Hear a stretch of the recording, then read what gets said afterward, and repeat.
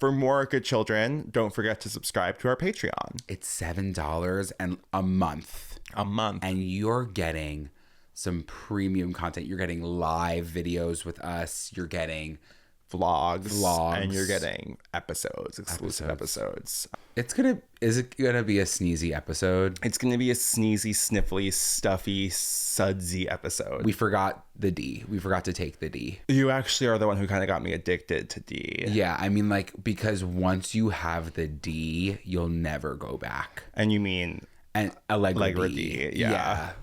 Because but you've been banned? Have you been banned? So I recently, for the listeners at home, was banned from my local CVS. They told me that I can no longer get the Allegra-D because I've actually hit the max dose for the month. So I needed to call like some sort of Department of Health. Mean?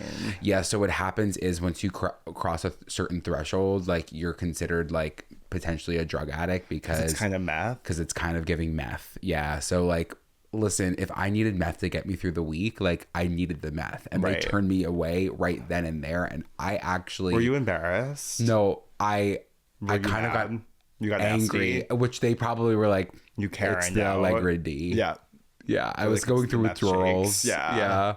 I didn't Karen out. I was like, I guess I'll call. And then the sweet woman on the phone was like, yeah, you just need to get a lower dose. I was like, I'm struggling. You're struggling. And now you got me addicted. And I got you pushed D on me, and now I'm a D head. Yeah. Good children. What can you say about that one? After performing off Broadway, it sounds better than ever. Oh my God. Literally 2 nights ago, we did our New York live show and people died. It was life-changing. It did kind of feel like a concert where somebody like passes out because they're dehydrated. Yes, and it was almost us. Yeah, correct. We was almost hit. Spectacular. Oh, it really could not have went any better. It was the spectacular now. You know what I mean? Like we're in the spectacular now. Isn't that like a sad movie? Yeah. Doesn't it get very sad? No, she just gets hit by a car. He gets hit by a car. Oh, well, we knew that. Or we know that's coming from me. One of them gets hit by a car, but everyone survives. Yeah, that's on the horizon. That movie changed my life. Anything Shailene Woodley's ever done has changed my life. But the spectacular now. Wait, you guys, we're on opposite sides. How do you feel? We are officially commuting to Long Island to record the podcast. Because it feels like work that way. You know what I mean? Oh, today is a day of work. We got to go home. We got to shoot. We're in my bedroom. We're commuting. We set designed today. I feel like the set's only going to get more and more extravagant now every week, like as we go on. But the spectacular now really did change my life. Shailene Woodley's sex scene in that movie, I'll never forget it. What was it? I just remember. I think I Can you almost go into graphic detail? Like what was happening in it? It was very real. It was a very realistic scene. Okay. It was like a virginity scene. It was awkward. It was like quiet. But I remember, I think I've said this on the podcast before, I broke up with my high school girlfriend Sarah and like around this time of year in like 2013. That following fall, we had not seen each other all summer except for that one day we went to Adventureland together as a group with you. Of course. And me. We reunite because my whole friend group was like, let's go see the spectacular now. Only me and Sarah show up. So it was like we were on a date again. Wait, they set you up. They set us up. That was the spectacular now. Yes. Yeah. And in the movie, one of the first things I said to Sarah, like we sat down, we watched the movie, and then I whispered to her, are you ready to see Hazel Grace's nipple? And she said, yeah, she said, okay, yeah. Okay. Hey guys, and welcome back to Good Children, the podcast where hosts Joe Hegyes and Andrew Muscarella reflect on our 22 years of friendship. Growing up in the late 2000s, early 2010s. And all of the nostalgia, trauma, and big fat fights that go along with it. A big fat fight? A BFF. Oh my God. Would you have a BFF with your BFF? There's no other BFF like it. No, there really isn't. And we haven't had a lot of BFFs in our lives, but today we're going to take you through an entire story of the top BFF we've ever had. The BSFest F of our lives. which you may have heard it before if you listened to our episode of Going Out with Jake Cornell, but we gave kind of an abridged version, which still makes me laugh because Jake had us on that podcast, which is about going out in New York City. And we told an 1.5 hour long story about us fighting on vacation. On vacation, not in New York City. And towards the end of it, I actually was like, Jake must think we're nuts. Crazy people. Yes. Crazy codependent And I think that losers. he did because the episode was titled Codependent. And I was like, wait, was that kind of shade? A little bit of shade, but also really real. So you couldn't fight it. Yeah. So I guess we might as well just get right into it. Let's start from the beginning. So to preface, I planned this cute little trip to Shelter Island. What is Shelter Island? Shelter Island. So for those of you who don't know, Long Island is split into 2 forks, the North Fork and the South Fork. Shelter Island is the island right in between the 2 forks. Wait, you're kidding? Yes. It's in the middle? I thought it was on top. No, it's in the middle. I'm shocked. And so I'm like, this is going to be amazing. We did it over Labor Day weekend. It was Labor Day weekend. We did it over Labor Day weekend, and I was like, this is going to be amazing. I have a family house over there. I share it with all of my cousins. It was great. We rented it out for the weekend. How many people came? 1, 2. Well, there's 2 parties that arrived. We had a certain indication of how many people were coming, but more people came than I think most people were expecting. Yes. And that was twist 1 of the weekend. Okay, because with me is like I immediately take on a task, a project, anything, planning a trip, and I just put on stress to myself. Yes. Unneeded. Everyone's like, no, we will literally do anything. But when anyone says that, they're lying. Or at least I feel like you're lying. Yeah, it's a you issue. It's a me issue. Yeah. I'm like, you want to do anything? No. I'm like, where are we going to dinner? What is each dinner? What does what the food? What are the activities? We have this car. Nobody cares. Yeah. You know what I mean? It's Labor Day weekend. Just want people to be happy. So it's about, I would say, maybe 8 of us. Yeah. Right? There were like 8 of us who were going on the trip. Correct. We arrive in separate cars, like 2 separate cars, pull up to the house, maybe 3. We stopped at Brymere Farms on the way there. And listen, if you haven't been to Long Island, I'm honestly going to say it could be a tourist destination. Brymere Farms alone. Out east alone. I don't think you're the first person to say that being out east on Long Island is a tourist destination. I do think that's the whole point of it. That is the whole point. But if you haven't even considered it, I'd take a flight into MacArthur Airport and I would get in a limo and go down the wineries. Are you talking to the Real Housewives? Who's doing this? Maybe take a winery tour. Go to Brymere Farms, get yourself a beautiful apple turnover or some sort of pie. They're just exquisite.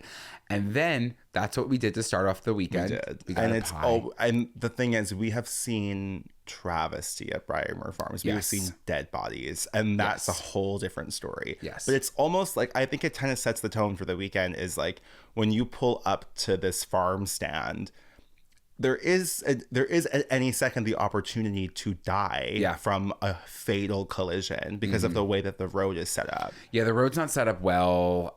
Neither is the parking lot. It always, you always need to experience stress before you can experience bliss. Yes, and it's high stress. It was high stress, especially when people are throwing elbows for their pie. Whipped cream pie. And I wasn't the only one to bring a pie that weekend. No, we actually ran into one of our other friends, Alex, also was on the way to Brymere at the same time to bring another pie. So it was a pie weekend. I think what's important context, if you've never been to that area of Long Island, is it's legit farms. Yes.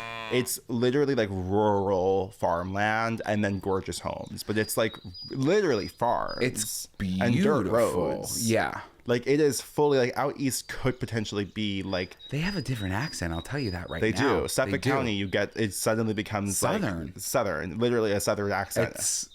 It's an interesting place. And I grew up in a farm upstate, so it's a different kind of relationship to it, but it feels almost like home to me when I get out east. I feel like you would thrive in Suffolk County. I kind of think maybe I'm gonna end up in Suffolk County permanently one day. You're like a butch Suffolk County gay. So anyway, we arrive and things are great. There's pie aplenty. I don't remember what I feel like the first couple of hours was like a transient time. Like, did we do anything? I think we went to the supermarket. What supermarket? But I don't think anybody came with me besides Caroline. I was like, you know what? Leave it to me. I'm going to go to the supermarket and I'm going to get all the stuff for the weekend.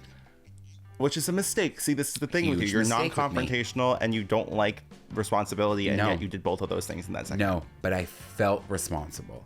And I was like, you know what? It's in my hands now, what we're eating.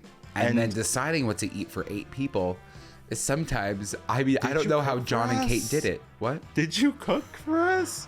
I believe that I didn't cook for you. So what'd you get the food for? Like snacks? Like little we got quibbies? Snacks. I feel like we got breakfast food. I definitely cooked breakfast. Yeah, there were eggs involved. There were eggs involved and bacon probably. And pancakes. And pancakes for sure. Yes, I almost like Alex cooked breakfast. Okay. Just for the sake of transparency. All here, right. Just so you know whose roles and responsibilities were taken up. It was like fruit being cut. I don't remember fruit. Well, you got to get your brain checked. Another important element to the story is, and if you've listened to the podcast as we've been doing it for the past year and a month, I was rewatching Girls at this point. And it's important to know that Girls was being watched because I had just gotten to the episode of the podcast of Girls where they go out east, but they are in Greenport. They're in Greenport. They're in the town that the ferry to Shelter Island is in. Yes, correct. So I was like, we're going to have a girls weekend. Like, this is a weekend. And the thing about the episode of Girls where they go away is it ends in like the biggest fight the show has ever had. And Joe, this is the thing about Joe is like when he watches something, he has to embody it. He has to take on whether it's one character, whether it's all of them, whether it's multiple personalities, like he always is. So like now the trajectory for the weekend was this actual big summer blowout. It was a BSB. Yeah. It was. But that was important. Like I just was like, we're gonna have this girls trip. We had a few girls heads in the group with us, so some of us knew what the intention going into the weekend was. Right now, I'm in my Real Housewives era. Yeah, now you can't talk to Joe and have him not sound like he's Bethany Frankel. Bethany Frankel meets Jill Zarin. What's the point of a trip with friends? You're drinking, you're playing games, you're going to the beach. We went to the beach. We went to the beach on day one. Yes. We went almost directly to the beach. That set the tone. That was a beautiful experience. It was great. It was excellent. We're going to go to the beach. I'm going to introduce our president. He has an address for the union. Wait, can we mute the TV? My fellow constituents, thank you so much for coming today. Today we have 2 options for you for our aquatics. Beach would be a nice 3-minute drive. Pros, relaxing. We're drinking. We're lounging. We're dipping our feet guess in the what? water. Me and the president, we were just in a meeting of minds and we thought about a 5-hour plan. And I think our whole country wants a plan. And the 5-hour plan would be a couple hours at the beach, maybe 2, maybe an hour and a half. Whatever you want, and you want, because we listen to the people. After that, we can just get in the car, we go to the Shelter Island Brewery. Just a few tables, just grab a quick beer. On the way back from the brewery, the pizzeria is right there. We get 2 pies, we come back, we eat, we have a night. Woo! So, honestly, you guys, discuss amongst yourselves. Can you leave the room? We went to Crescent Beach on Shelter Island, stunning right in front of the Sunset Beach Hotel, where a lot of celebrities have been spotted. By celebrities, I mean Kendall Jenner for her 818 tequila launch. Wow, that's major. That's major. That's major. But we went there and we had an amazing few hours. We were getting ready. We're like, let's get some sun in. Yes, and that was great. Great. The thing about me going to a beach with friends is it does feel a little bit like jail. You know what I mean? Where I'm like, leave. Well, it's just like there's a few things. And like one is, you can't really leave. And I'm not someone who, I like being tan, but I'm not someone who likes to just like sit out for hours doing nothing to get tan. Yeah. Like that's just not, like my brain doesn't, I can't be. Especially if there's no food stand. Yeah, but it's also just like, I don't know, like people, like when you get someplace and the objective is to lay down, I'm like, I'd rather be in bed. Okay. Do you know what I mean? I do know. See, like, I'm very similar to you in that regard. I do not like to be at the beach for longer than 2 hours. I can't. We just are sit good together at the beach for that reason. We're in and we're out. Yeah.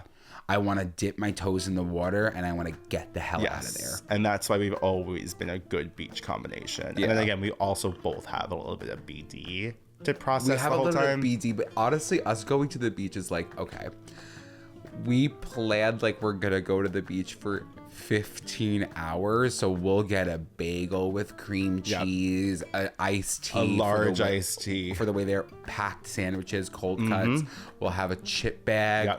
We'll have plenty of water to hydrate you through actually a drought. We're in and out in 45 minutes. In and out of that place. Everything is cleared. Yeah, no, we just go to eat. Done. That's the whole purpose. Yeah.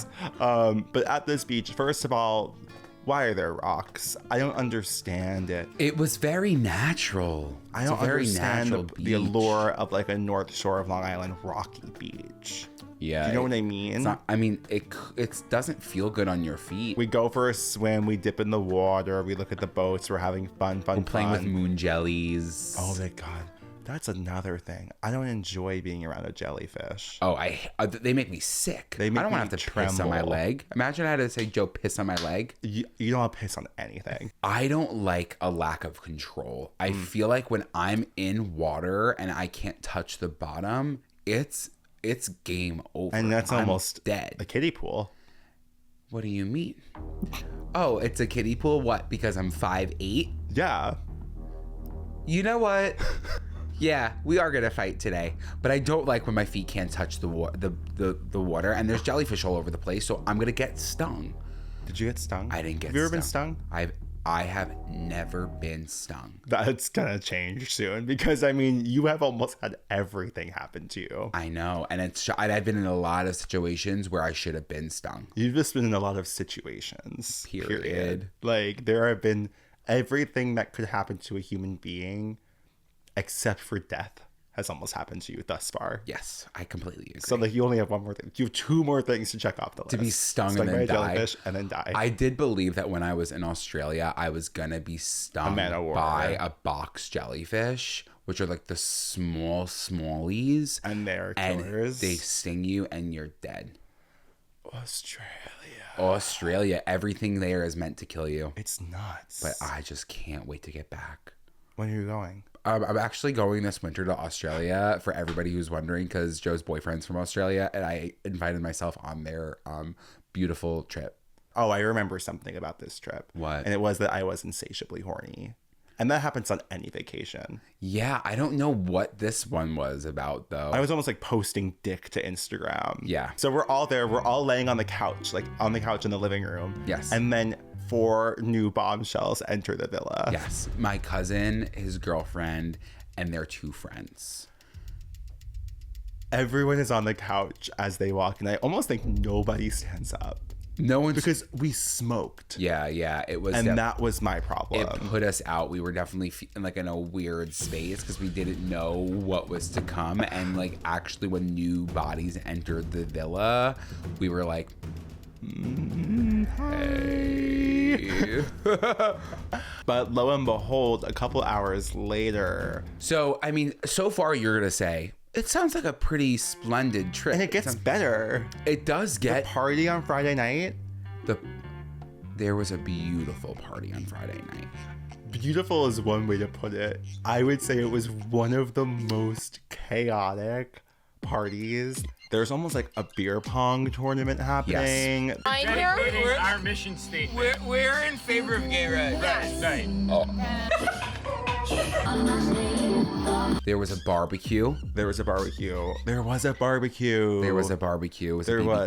screen door that did have to get reinstalled a few times. Yeah. Did you ever go to a party in like high school where there was damage done?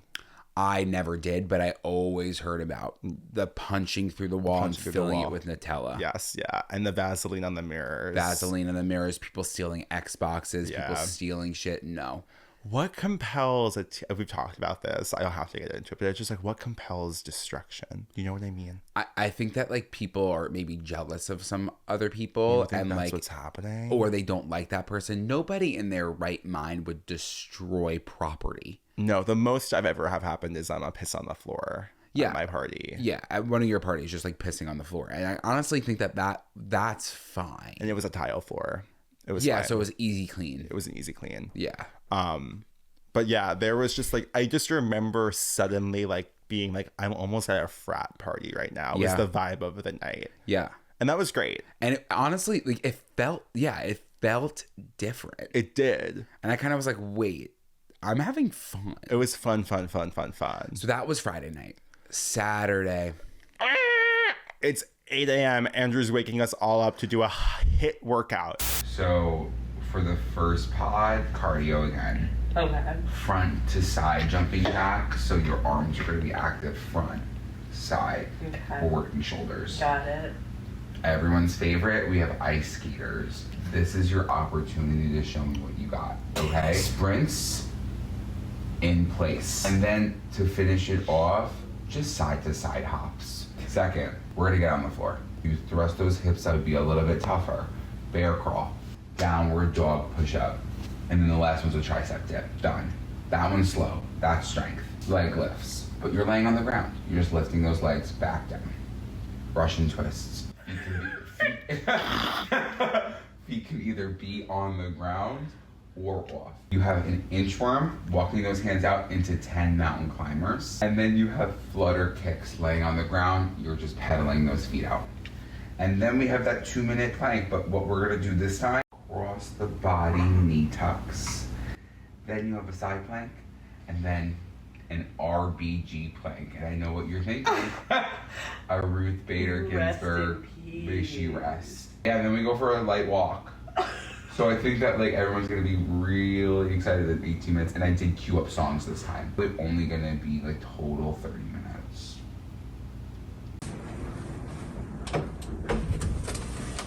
Oh my God, you're looking so with me. Take your time. Take your time.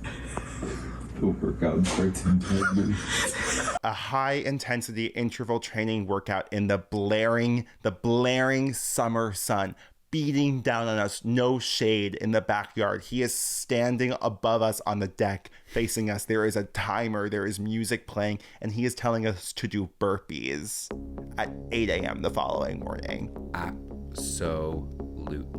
Because this is the way that I saw it. You're going on a trip with a certified personal trainer. Now this has become... You are so Bethany Frankel. Oh my God. You're going on a trip with a certified personal trainer. Like that is a luxury in itself. So I'm like, everyone, like I will create this 45-minute HIIT workout for everyone to take part in. I have the interval clock. Don't even worry. I'll cue up the music. Give me the speaker. I'll see you outside at 8 a.m. I remember I was very into it. Yes, you were. I was actually very happy that this was happening because I was experiencing endorphins from exercise for the past couple of months. And I do want to let you know, though, I do remember this pretty vividly. I was at a place where I was like, you know what? Maybe we don't do the workout. And there was already a schedule built out. I built out the schedule. Joe built out the schedule and was like, you're not going to do the workout? There was quiet reading hour before the workout. Yes, quiet reading hour. And I was like, no, you know what? I'll do the workout. And I'll tell you one thing. You were up. And I don't believe that anyone else wanted to be up. But everyone did it on day one. Yes. I just remember like people like trying to find shade in the backyard, and like the clouds would go away and it would go back to being 100 degrees, and we were literally doing sprints across. I don't remember being nice. Oh, then after that we went to the bay. The bay. We have one is the bay that's down the road. Pros of the bay. It is very still. It's very nice. Kayaking. Cons of the bay. Bugs. Down by the bay where the watermelons grow. It's just the thing about a bay. The bay didn't soothe my spirit. The bay there's a lot of green flies by the bay. Mm-hmm. There's not a lot of sand by the bay. No, and there's a lot of like lack of wind by the bay. It was hot as hell. However, it was wonderful. It was amazing. That felt like we are in the Outer Banks. Yes, like that's exactly what it felt like. We had kayaks. We were like, I have a tube. Let's kayak and like let's just chill on the bay. Yes, I kayaked. I was terrified for my life. We went live for the first time, actually. We went live for the first time on the kayak. Yeah. Yeah. And it was actually so much fun. And a lot of people joined the live. Many people joined the live. It was actually huge for us. We were having a great time. And our friends were like, can you get off your phones? Like, it's not good children weekend. We were like, don't get it. Night 2, we got 1 million oysters and we got those painkiller whale killers. Yes. All right, ladies, did someone order 24 oysters? Oh my god. Drink of the summer is a painkiller / whale killer. I'm sorry. I think that as we were approaching this destination, yeah, this is when the story actually starts. The story started. I don't know what was going on. Again, to set the tone, I'm feeling stressed. I'm feeling anxious just being here because I'm like, I need everything to go well. And that's something that I'm dealing with. But we're in the car. I'm driving everybody to the whale killers to get the oysters. What happened? Did you drive? No, I was in the back seat. So this is the thing. We have an unreliable narrator, and that's what you have from this point forward. Understand that you can't trust Andrew. We're in the car, and somebody says, and it's not me, somebody says, we need like a Real Housewives moment. Like we need the drama. We already know that I know we need a HBO Girls drama moment. But now that someone introduces a Real Housewives drama, I hadn't seen the show yet, but I knew what I had to do. So without thinking, without even a moment to process my thoughts, I announced to the entire car of like 8 people, I am really mad at one person in this car. And I have a list. And I will announce one by one who is on the list.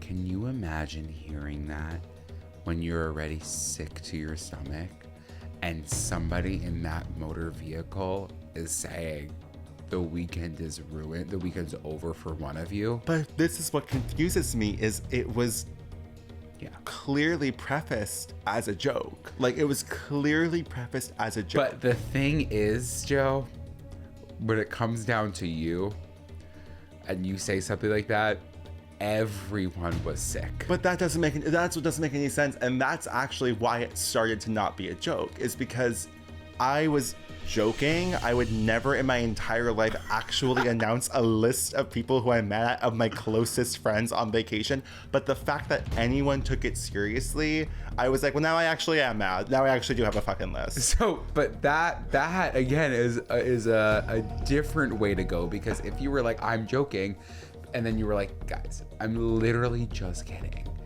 everyone would have been like, but after everyone was sick and you knew that you were kidding, you were like, no, I do have a list. Yes. And then you were like, I was like, Caroline, you're not on the list. No, Caroline stayed on the list. For a while? Yeah, because I remember me and Caroline were talking, and Kirsty was being like, I can't even believe we're still on this list. Rob was off the list, number one. Rob was off the list, number one. So now we're entering this beautiful space. I can't believe the list was discussed internally. With the oysters and the painkillers. There was 80 so good. billion wasps. It's a very waspy island. It was in both ways. In both ways, a very waspy island. But we were having oysters. We were enjoying ourselves. Joe just continuing. No, I wasn't. It was like, I feel like you were crossing people off the list. I was having I remember having an amazing time eating the oysters. That was a fun time. The TOMLI. Yes. At this point, I still was like, okay, I'm fine. Like, we're good. We're having a fun time. It got to when we started taking pictures by the dock. Oh, what happened?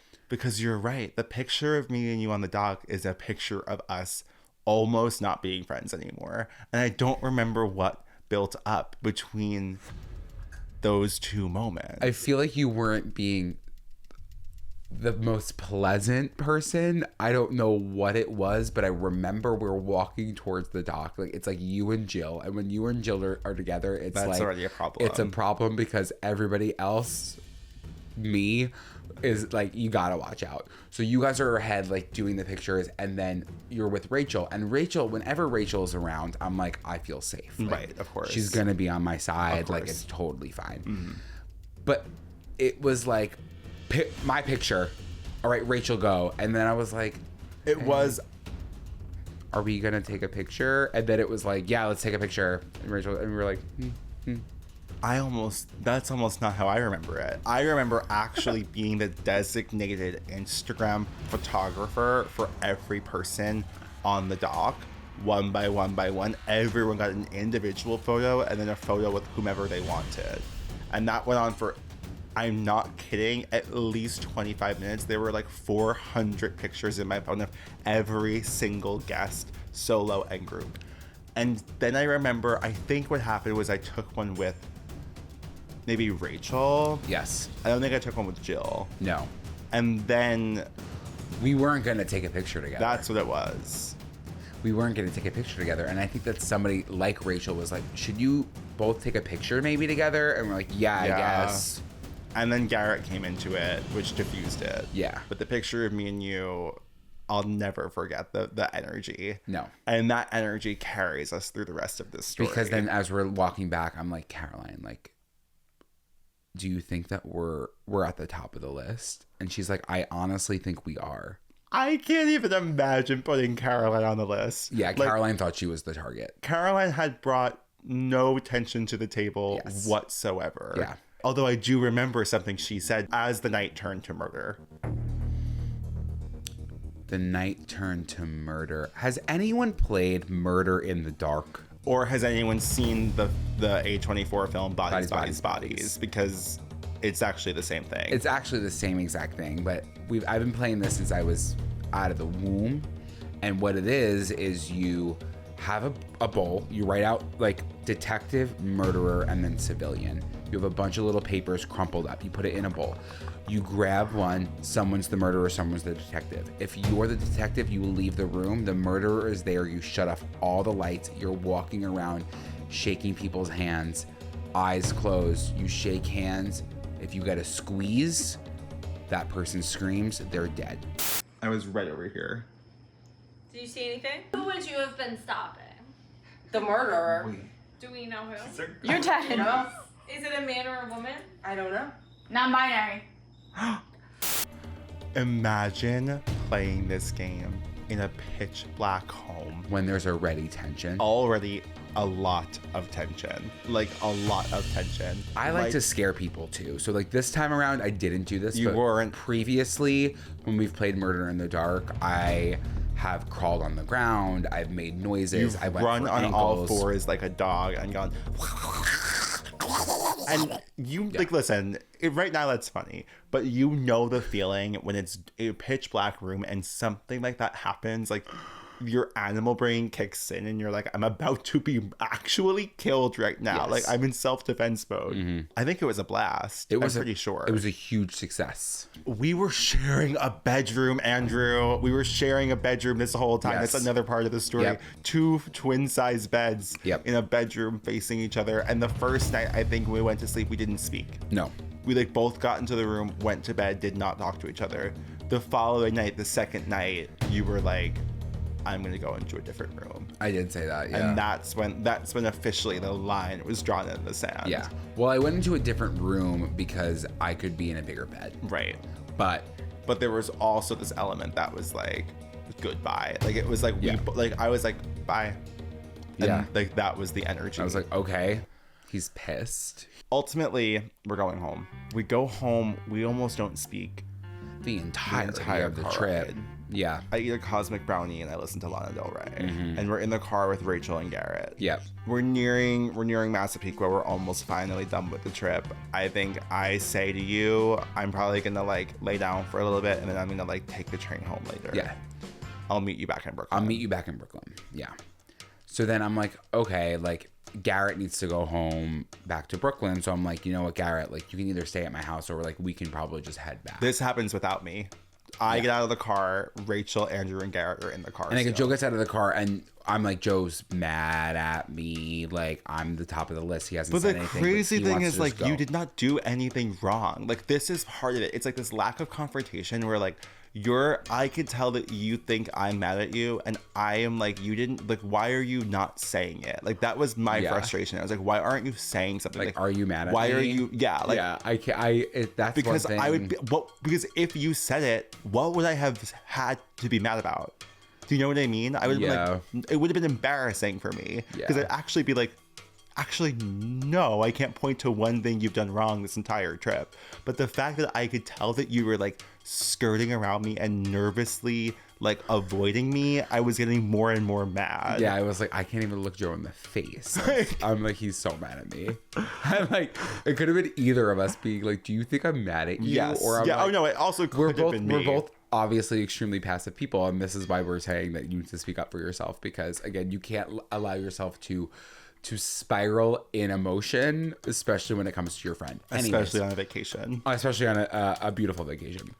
So we leave, and I'm like, Garrett's like, should we just Uber? And I'm like, maybe, like, we should probably Uber. Like, well, let's check the train. And then I was like, you know what, let's just Uber. And Rachel's like, yeah, you should Uber. So we get back to my house, and then I order the Uber, and now we get in the Uber, and we're on the way back. I am back in my house, and I'm like, you know what? It's so, like, I don't want to have to get on the train later. I'm so tired. I'd rather just get back to Brooklyn right now. Like, I would rather just get on the train and go home and, like, go to sleep and wake up in the morning and have a fresh start. So I am on the way to the train. I get out at the train station. I'm standing on the train platform. I text Rachel. I'm like, hey, Queenie, like, I had fun with you. Like, I'm getting on the train now. And she was like, oh, you're not Ubering? And I was like, no, what do you mean? I'm like getting on the train. Like, I never was going to Uber. And then she was like, oh, Garrett and Andrew are Ubering. I just figured they would have told you. This is where, like, this whole story, this is when things take the craziest turn of our lives. The craziest turn that you're not expecting. So now I'm like... And I wish never happened. Yeah. The thing is, I think we both can acknowledge we both made mistakes along the way of this story. Yeah.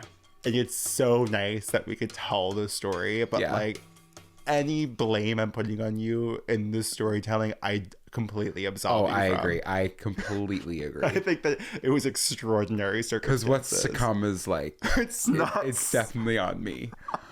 But the whole other part, the whole first half is on me. Yeah. Like, it really is a fairly balanced fight. So I text Andrew, and I don't want him to know yet that I'm getting on the train. And I did say this to maybe make him feel a little bit shitty. I said, hey, I'm thinking about going home soon. Do you want to go on the train together? Thinking that he would have to say, oh, fuck, sorry. Like, I got in an Uber with Garrett. You said you were going to stay home.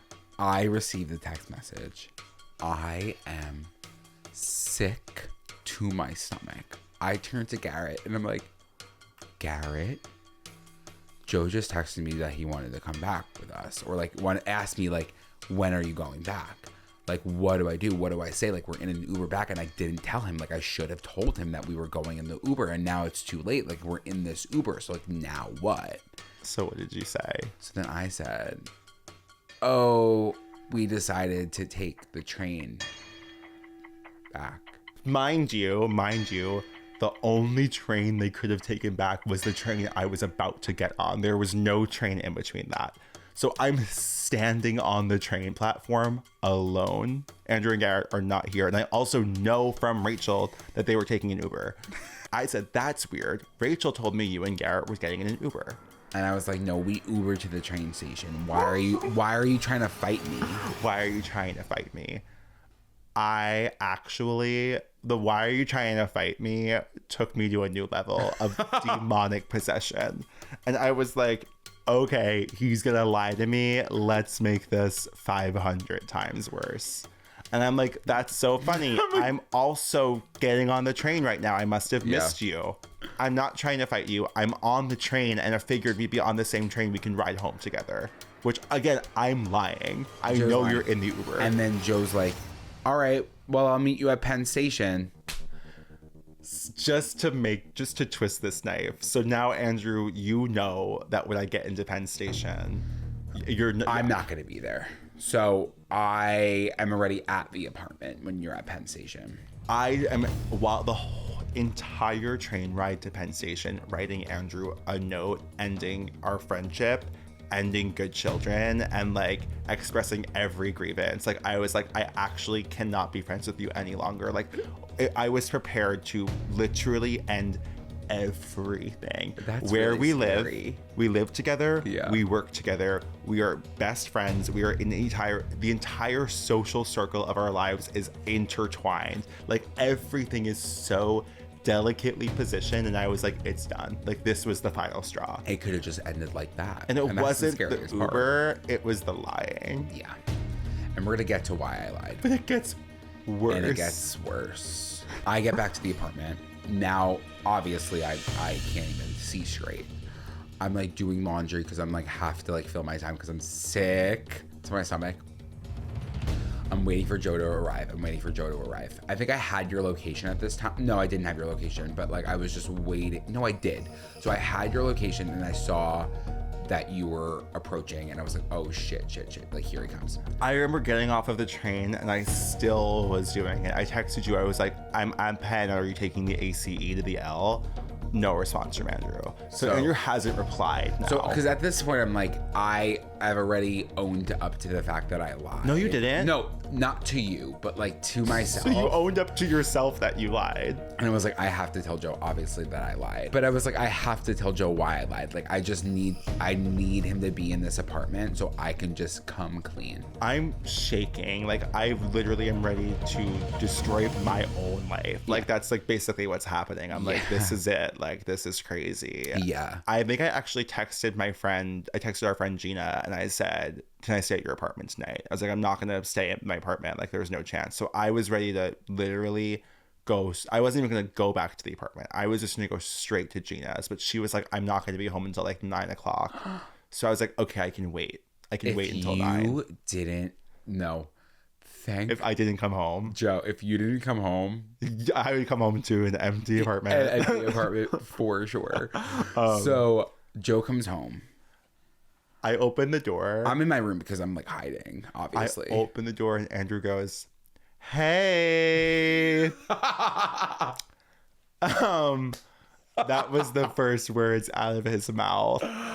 Because I was like, if I say hey, it's gonna cut the tension. Like I'm and like, it made it hey, so much worse because this is the first time that we are seeing each other. Also, this is the final acknowledgement that you did not take the train. Correct. Because we would have gotten it at the same time. Correct. And there was part of me where I was like, am I being crazy? Like I was like, maybe I'm crazy. Like maybe Rachel was wrong. Because I was lying. I was train. Gaslighting. Yes. And I was like, maybe he is gonna be getting off. And then I was like, it'll be so embarrassing for me. Yeah. It wasn't embarrassing. So for me. Joe gets back. I'm like, hey. He throws his bag into the apartment and slams the front door. And immediately leaves. And now I'm like, oh, it's over. But like, I can't keep my eyes open at this point. Like I had to put myself to sleep. That's the craziest thing. Imagine being like, I'm in deep shit and just being able to go to sleep. I went straight to bed. I actually knocked out for about 45 minutes. And I was like, needed to clear my mind. And that was the way that I could like meditate. That's crazy. Yeah. I sat in the rain. It was drizzling. I was sitting at a park facing the New York skyline.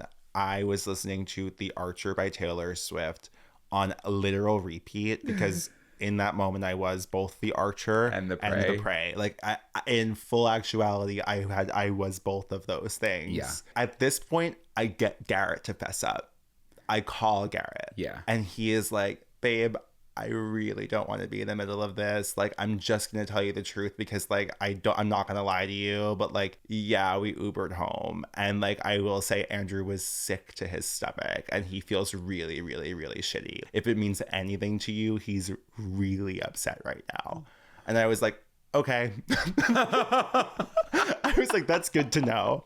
I was like, thank you for telling me so I don't feel like a crazy person. I'm like, I'm on the other side with Garrett being like, Garrett, like, I don't know what to do. Like, it's over. Like, I made a mistake. Like, I don't know, blah, blah, blah, blah. He was like, it's gonna be okay. It's gonna be fine. It didn't feel like it was gonna be okay. No, That's the it thing. didn't feel like it was gonna be okay. And most things, like most tension, you're like, okay, we can get to the other side of this. I did not see an other side to this situation. No, I agree. I have Joe's location. I see that he's like in this spot. I see him start to walk back, and I'm like, I was for the next like 15 minutes trying to formulate a text, and like I'm somebody who overthinks anything that I send, so I'm like, fuck, like I need to send something. I was like, do I apologize via text right now? I was like, I'm not gonna apologize. I do need to say to him, I was like, hey Joe, like I do want to let you know that I did apologize. That I lied, and I'm sorry, but I'm not going to explain it over this text. I do think that we need to have a conversation. And I was like, perfect. I was like, you responded. It was fine. You were like, perfect. The tension was cut in that moment. Yeah. Like we both were like, we're not going to walk in and attack each other. Yes. I do have video, which is insane. I have a video of me walking back to the apartment because it was pouring, and it's a horizontal video.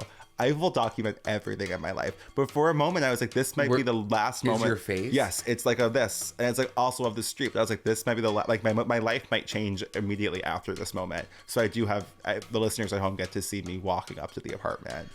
Okay, so Joe gets in the apartment, and again, I'm kind of I think this time it is a, hey. We're like, should we? We're both, I think, almost already crying a little bit. Yeah, like, should we have the conversation now? And there was almost like a minute or two of in between. There was. I think that like, you like went to the bathroom, yeah. I got a water. Like we Yeah. set ourselves up to sit in the podcast setup. Yes. In the yellow chair and the orange couch. Yeah. And then we sat down and we just talked. For maybe the first time in our entire lives. For the first time in our entire lives. We went through the weekend. We went through why I lie and gaslight. And we went through, how it made you feel, all of these things. And I mean, like, to get to the end of it, it all worked out. It's somehow, it was a matter of like, I think we're both the most non-confrontational, avoidant people in the entire world. Like, I think avoidant more than non-confrontational. Oh, avoidant for sure. I historically avoid any conflict I can possibly, any opportunity for someone not to like me, I've always been avoiding.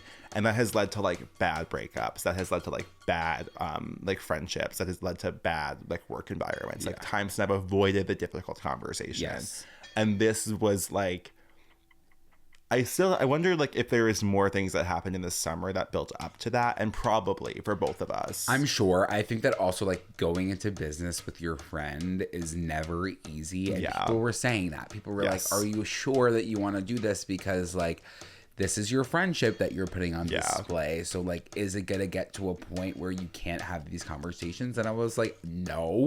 And then we like, thank God could have this conversation because it was so long overdue. Yeah. But like, what I realized in it is like, I lie about a lot of things, and it's not to lie. It's never my intention to lie. My lies come because I don't want to hurt somebody else or make somebody upset with me. Right. Yeah. And it is a selfish thing to do, but like, it is something that like, especially in that situation, my immediate thought was, no, he's gonna get mad at me. Like, I should have let him know. I should have done this. I should have done that. So it's easier to lie. And then when you're caught in the lie, then you look like the bad guy. Yeah. And for those liars out there, it's so much easier to just tell the truth. And like, from my perspective, I think my big lesson learned was like, I had to, at the park listening to The Archer, like put myself in your shoes for probably the first time in my entire life, where I was like, I have to look at this situation from the other person's perspective and like not immediately villainize you, not immediately victimize myself. I was like, okay, like what would like, I remember like literally sitting down and being like, what would make Andrew do this? Like, what feelings, what would make this happen? And like, sitting there, like, before I even spoke to you, I think I basically understood what you were about to say, because I was like, let me really see it from his perspective right now. Yeah. And I think the other side of it, like the lesson in it is like, for everyone, it's like, you can do something wrong. Like, you can do something wrong that like people can be mad at you, and your friends can be mad at you, but that doesn't necessarily mean like your friendship is gonna end. Correct. Like, you can have the difficult, uncomfortable conversation where like accountability is had on all parts, and like, if you can't do that, maybe that's not the right friendship for you. But like, if you can do that, I think that was the moment for us where it was like, we can keep doing this forever. Yeah. Like, because it was like, if something else comes up, we know the worst case is we have to sit down and have a conversation. And yeah, that's a really good lesson learned, is like, don't let your friendship, your relationship, anything boil up to a point that you can't have that conversation and you just say it's over. Have the conversation, say what needs to be said, and like, that is how you're going to keep it fun going forward. You're going to be able to be authentic to each other and not lie. Yeah. I'm just a Pinocchio. And not instigate. Yeah. That's liars and instigators. That's us. It's us. I mean, that was a different episode. It was different. I hope you enjoyed it. Like, it was just a one story. But listen. Long story short, I survived. We survived. I kind of feel like different. I kind of feel different too. I kind of feel like with that, that's all for this week. Thank you so much for listening. We'll see you next week for a brand new episode. You know exactly what to do. To do your homework, like, comment, subscribe, rate, review, send to your friends. The amount of people that came to our live show and was like, I was the one that introduced it to these two friends. Yeah. It's like, it's almost an MLM. It is an MLM. It fully is. And like, the more and more that we get to know, like, it was something I loved about the live show was getting to like meet people for the second time and like getting to recognize people. Jenna Colucci. That's my cousin. Literally. Danny, like, having people who we now know is like a really cool feeling. The Ella cousins. The day we meet Alejandro. We actually already talked about it. Alejandro, you're coming on stage like for at least 15 minutes. Yeah, so buckle up. We're taking a slight break from live shows for the moment being. We're gonna really focus on the pod. The podcast also, by the way, to let you know, like, we're gonna be we're almost wrapping up season 2, which is exciting and crazy how quickly it came and went. We've like probably like 6 or 7 more episodes. I think maybe 6 more episodes of the season. Will be gone in August and back in September with like some exciting news. I would say really exciting news. Some major news. The podcast might start with like something a little different. An ad. A few ads. Yeah, and you can find us across all platforms at Good Children Pod. I'm on Instagram at Joe Hegyes and on TikTok at Be Quiet Joe. I'm on Instagram at Andrew Muscarella, and I am on TikTok at Andrew_MUSKY. Yes, he is. I'm on TikTok, and I don't care if it has 1,000 views or 8 million views, but please follow me. Yeah, no, get him to 10K, please. It's just 10K, please. We'll see you next week. We'll see you. Baby, now we got bad blood. You know it used to be mad love. Really deep cut. Baby, now we got bad blood. Hey!